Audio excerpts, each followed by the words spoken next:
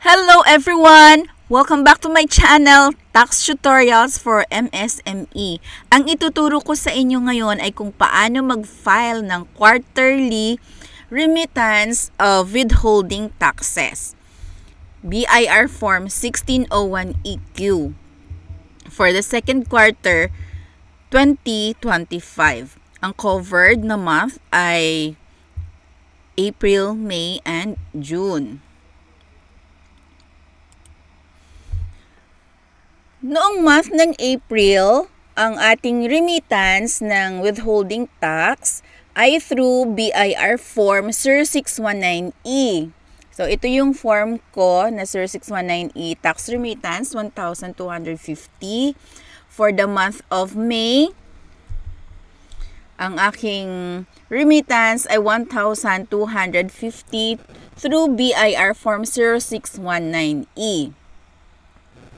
Meron pala akong guide para dito sa ating filing ng withholding taxes. For the first 2 months of the quarter, 0619E ang gamit na forms. Sa last month ng quarter, katulad ngayon, June, hindi tayo gagamit ng BIR Form 0619E. Ang gagamitin natin ay BIR Form 1601EQ. Ang BIR Form 1601EQ, ang deadline sa second quarter ay July 31, 2025. May kasama din siyang quarterly alpha list of payees. Pwede kayong maka-access dito sa aking EWT guide.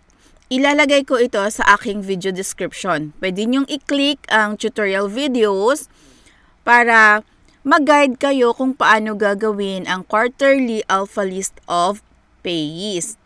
Itong sample taxpayer ko ay may rental na 25,000 per month. So for the 3 months, ang total taxable amount for the withholding taxes ng rent ay 75,000. Ang 5% ng 75,000 is 3,750. Nag-remit na tayo noong May 10, 1,250. Noong June 10, nag-remit tayo ng 1,250. Kaya, tax still due today is 1,250.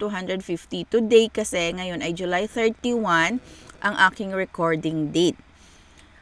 Para sa guide nyo po, ito yung ating quarters. January to March, ang deadline ay April 30. Second quarter, April to June, ang deadline ay January 31. Third quarter, July to September, ang deadline ay October 31. Sa fourth quarter, October to December, ang deadline ay January 31, 2026 next year na. So, 1,250 every last month of the quarter. Ang total for the quarter ay 3,750. Meron siyang annual reporting nito, BIR Form 1604E and Annual Alpha List of Payees. Meron na rin akong tutorial video para dyan. Okay.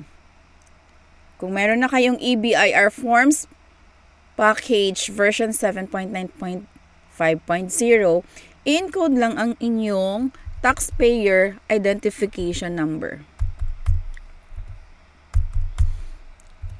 Ang gamit kong TIN ay 00 para generic lang tong aking profile. Kung first time nung gumamit ng EBIR form, dapat mag-encode ka ng registered name. For individual taxpayer, dapat ang registered name ay last name, first name, middle name. Makikita ito sa Certificate of Registration ng BIR or BIR Form 2303.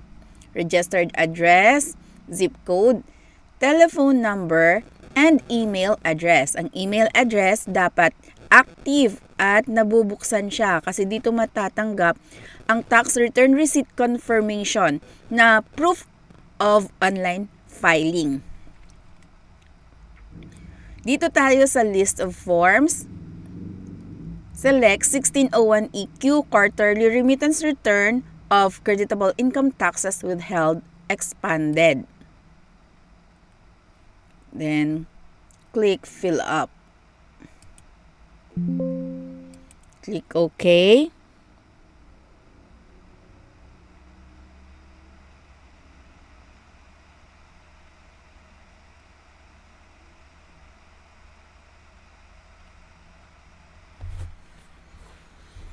We are filing for the year 2025 for the second quarter. Amended return, no. Any taxes withheld, yes. All other details, automatic na siya nalalabas. Then number 11, click tick private. Dito sa ATC, number 13, ATC.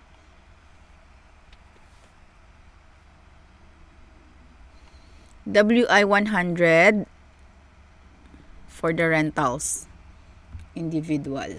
WC kapag ang lessor ay corporation. Dito yung tax base, consolidated for the quarter, 25,000 per month. So total for the whole quarter is 75,000. Tax due, 3,750. Payment for the first month noong noong May 10.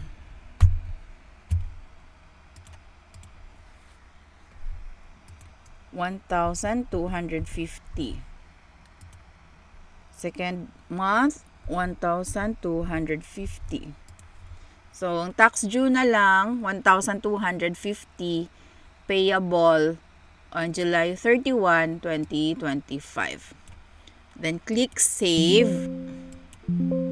Okay. Click Validate. Validation successful. Click on Edit if you wish to modify your entries. Click OK. Then, click Submit. Click OK. Click OK. A notification will be sent to your email subject to validation by BIR. Click OK. Pwede na pong magbayad through online channels ng BIR. Ako ay nagbabayad through MYEG, Maya, and Union Bank online banking. So, pwede nyong i-explore ang other e-payment services ng BIR. Pumunta lang sa website ng BIR and click e-pay. Makikita nyo po yung mga accredited banks ng BIR. Okay? Pag katapos, i-print itong Form 1601EQ. May tutorial video na ako kung paano mag-print ng EBIR form. Pwede nyo pong panoorin. Sana may natutunan kayo sa aking tutorial video ngayon. Sa mga bago pa lang sa aking channel, don't forget to subscribe to my channel. Thank you so much. Bye.